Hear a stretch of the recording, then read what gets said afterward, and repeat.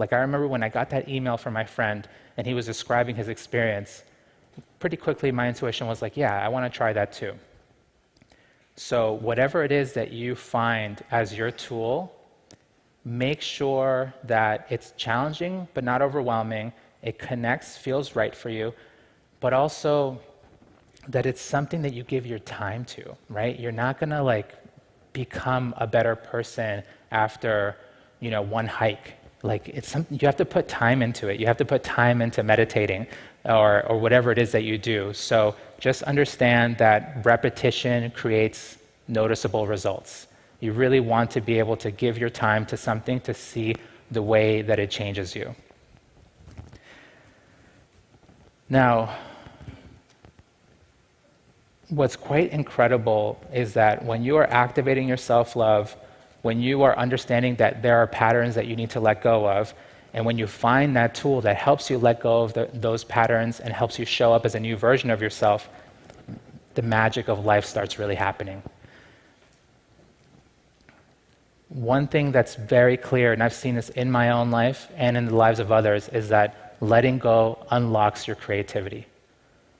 I had never, ever planned to be a writer. That was never like part of my life plan, never part of how I saw myself, never a way that I identified.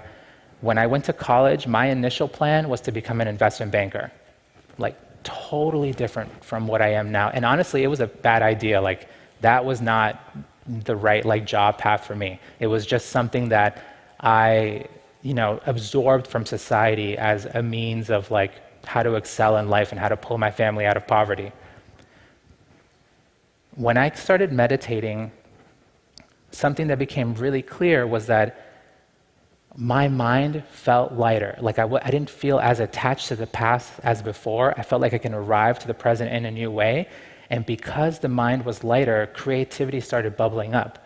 By the time I finished my third 10-day course, I felt really clearly that I should start writing. And even though I wasn't, fully healed, even though I was a fully imperfect person, I was still on my way, still on my journey, it felt right to start reflecting and sharing openly and just sharing, whatever it was that I was reflecting with other people. And I think that was only possible because I started actively cultivating myself and using, what you call your lead self practices, like using this behavior of responsibility, the behavior of feedback, the behavior of resilience. And I was going to touch on the behavior of vision in a second, but using them to really just embrace my own evolution. Now, another thing that happens when you start cultivating yourself is not only do you unlock your creativity, but your capacity starts to expand. And I see this happen with so many people who are taking their personal growth seriously, where before they were able to do X amount of things, but they were hampered by the stress in their mind, by undecisiveness, by anxiety. But once they started dealing with, finding tools that help them deal and make their minds lighter, their capacity would start expanding. They had much bigger visions for themselves.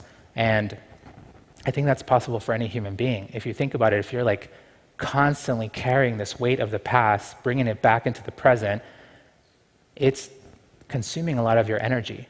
Once you're able to really let it go and show up in the present and embrace the present as it is, the mind is so much more open and can become just this tool for you to be able to design your life in whatever way that you desire. Now, when I started writing, I had really simple goals.